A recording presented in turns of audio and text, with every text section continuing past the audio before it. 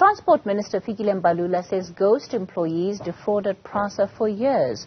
Over 1,000 vanished when a staff verification process started last year. A probe has now revealed that 2,000 others had either gained employment fraudulently or with questionable qualifications. Newzroom Afrika's Pilani Pachadi is tracking that story for us. Out of the 17,268 recorded employees on Prasa's payroll system, 14,268 employees presented themselves for verification. During the same period, 1,159 employees disappeared. Failure by 3,000 employees to come forward for physical verification led to suspicions that there could be a number of ghost employees at Prasa. All this work through Project Ziveze has saved Prasa 200 million rand in just 10 months. All employees were invited on a voluntary basis to come forward to be verified with copies of their identity documents, qualifications, and human capital management employee data forms. It was further emphasized that those who fail to present themselves for verification will have their salaries frozen. During this phase, out of the 17,268 recorded employees on Prasa's payroll, 14,268 employees presented themselves for verification. Mbalula says criminal charges will be laid against those who committed fraud. This form of corruption cannot be characterized as anything other than stealing from the taxpayer. This is conduct we must all frown upon and encourage law enforcement agencies to act with the necessary speed to unleash the full might of the law on those hell-bent on stealing public funds. A forensic investigation that will conduct a deep dive probe in critical issues flagged in the preliminary investigation will commence in an effort to aid Prasa in ridding itself of all corrupt activities. For Newzroom Afrika, Channel 405, I'm Pilani Pachadi in Johannesburg. Well, joining us in studio tonight, a Prasa spokesperson, Andiswa Makanda. Andiswa, good evening to you. Thanks for your time. So, really incredible what this investigation has been unable to cover. It's been within the public domain for a couple of months now. What do we know about how long these ghost employees were in the, or have been in the employ of Prasa for? Good evening, Kathy. I think that's what the deep dive forensic investigations needs to establish, in that how long have they been in the system, who had uploaded them, when were they uploaded, because you can't have a situation where we launch such a huge investigation and we have employees that arbitrarily disappear from the system. So it means that somebody may have fraudulently uploaded some files of non-existent employees, and those numbers, 1,159, just disappeared from the system. So we want the forensic investigation to help us understand when were they employed, how much these fraudulent activities has cost the organization. So as it stands, you don't have that information yet? We don't have that information. I think part of the investigation, what it found was not only were the weaknesses within our human capital department and our policies, but it also found that our ICT systems, there were weaknesses there, which is why we can't even rely on our ICT system to help us check when these so-called ghost employees were uploaded on the system. When you talk about they disappeared off the system, what does that mean? And it's what a lot of journalists are grappling with, whether do they physically exist? Can you speak of human bodies? Right now we can't say we can speak of human bodies. What I can use an example is that if your wage bill was, say for example, 2 million rand, and as soon as you launch this investigation, your wage bill suddenly drops to 1 million rand, it means that people are no longer there. And you cannot have such a huge spike of resignation on such a short period of time. It looked as though there were people who just left, who were just removed from the SEP system, were not on the payroll. So that's what the investigation also needs to do. It needs to also chase the paper trail and chase the money the bank accounts. It sounds like an easy trail to follow in terms of the executives that would need to answer for something like this. I would imagine that the people in HR would be a first place to start. Let's talk about accountability. What does that look like? Exactly, and that's exactly what we want. We want accountability. We want the people who did this, who uploaded people fraudulently, to be held accountable, to be brought to book. But the problem is that the SAP system was very compromised, very dirty, needed cleanup. There are other issues that we found that, sometimes... what does very compromised mean, Andiswa? What I mean by compromised is that the investigators found that there was a lot of issues within the SAP system. There were too many people who had access to the SAP system and payroll, people who had the code to upload and do whatever. Not just your HR officials?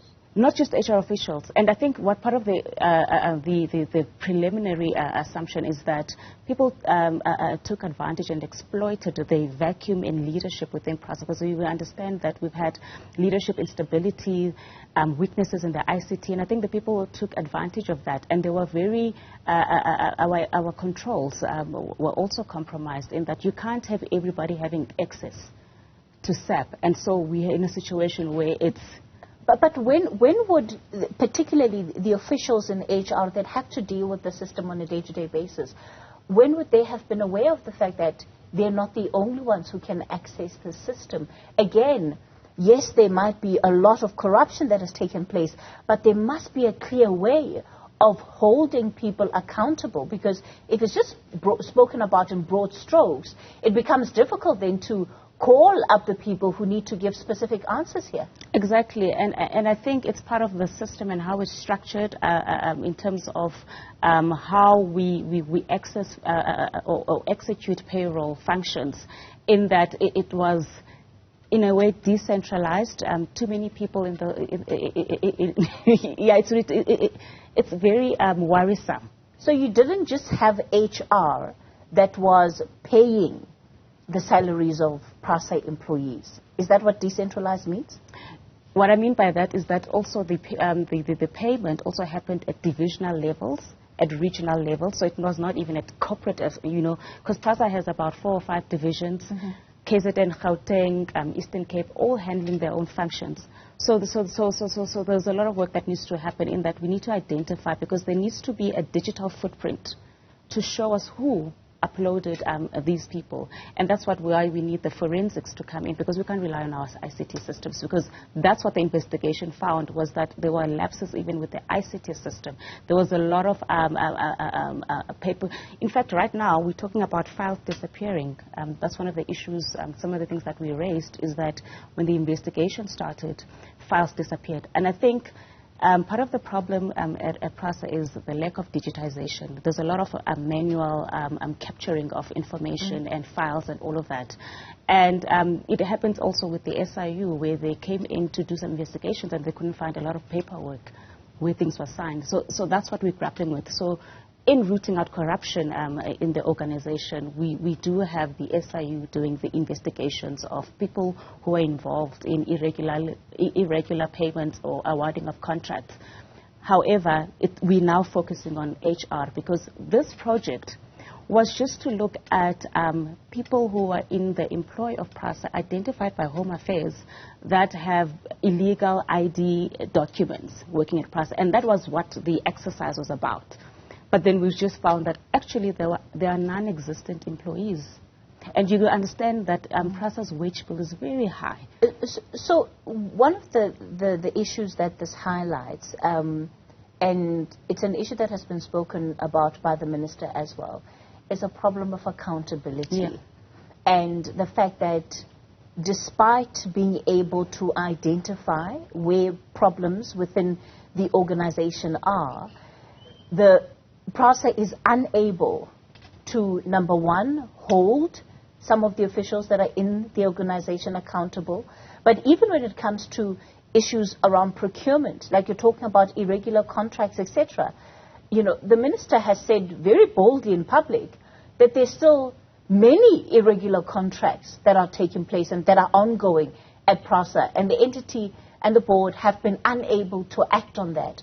Why is that the case? Why is it so difficult to deal with corruption at Prasa? I think, Prasa, Kathy, we are turning the situation around. You'll be aware that there have been a number of suspensions that have been instituted by the board because, as you correctly point out, there have been irregularities in the awarding of contracts, and we've put people on suspension to investigate. We've brought in the SIU with the presidential proclamations. So to say that there's no accountability, I think for me, there's a half. We are turning the situation around. We've put people on suspension. The SIU identified 33 people that needed to undergo disciplinary processes. That is underway. We've got 33 active cases currently at various phases. We've also had dismissals. We fired some people over irregular awarding of contracts. So there's a lot that's happening behind the scenes. Obviously, there is resistance. There are challenges in that the disappearance of evidence, tampering of evidence, that makes it very hard to bring to book people who have been involved in. Let me tell you what the minister said about corruption at Prasa. He says corruption is not going to end with the reports and commissions. It's every day here at Prasa. Actually, at Prasa is where the hawks and everybody should be camping. Some of them should even be employed to work here undercover to expose the thieves. That's what the minister who provides oversight over this SOE has had to say about its state. So even the progress that you believe you're making institutionally is not even scraping the surface of what the scale of corruption the minister still believes is taking place there. I think the minister raised this a couple of months ago, where he said, I think it was after the Zondo Commission's report was released, in that it is true, it's a fact that there's been so much instability at Prasa, in that things have fallen through the crack, and that there's been a lot of tampering of evidence, the disappearance of paperwork, which makes it difficult to pinpoint who's responsible. But where we've been able to identify and hold people accountable to come and answer for actions that were done under their watch, we've put people under suspension. The board has suspended a couple of people so that we can understand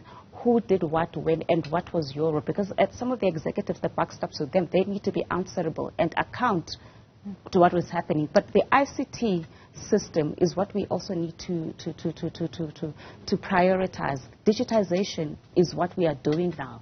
We want to make sure that every document, every signed paperwork, it's digitized, with not using manual capturing. Ultimately, the instability and the dysfunction that exists within the system is costing ordinary South Africans, because it's limiting their options when it comes to access to public transport. And that is, again, where there's been a great deal of neglect, and as far as some of the infrastructure of process concerned, some of the lines coming back online. I mean, would you say that you feel you're making progress in that regard?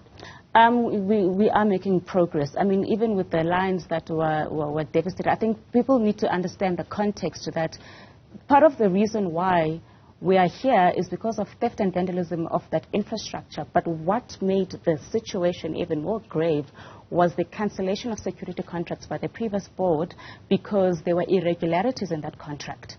But they were cancelled without a plan B. And so this left the entire rail network vulnerable and exposed to criminals.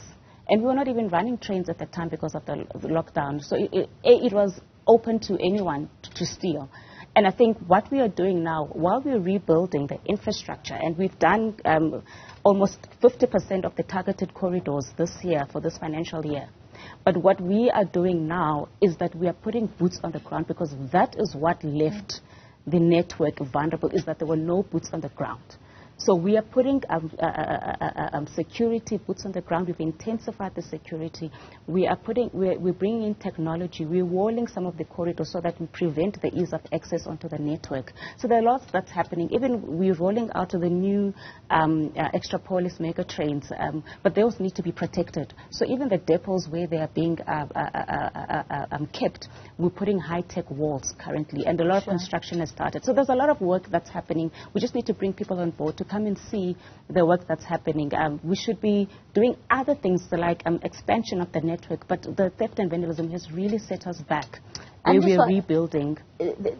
Let's wrap up on this point. There are those who believe that until Prasa can acknowledge the role that was played by individuals, especially those who are in the employ of Prasa, who are suspended for being whistleblowers and for giving information to commissions like the Zondo Commission of Inquiry, that until those individuals have been vindicated by the organization, then Prasa cannot say that it is seriously fighting corruption. The likes of Martha Ngoe, who's been suspended now for years on end, and the matter seemingly not going anywhere. And she's one of those people who believes that the reason her matter is not being resolved is because there's still people at Prasa who enjoy protection for whatever reason, despite the wrong that they may have contributed to. I think Martha has every right to feel the way that she feels. And if you remember, the Zondo Commission report also said that as much as she's the whistleblower, can we investigate further, because I'm not convinced about what had transpired, because there was a lot of information that was not clear. And so that is part of the reason why she's been suspended, because we have to investigate thorough on what had happened at the time with the awarding of some of the contracts.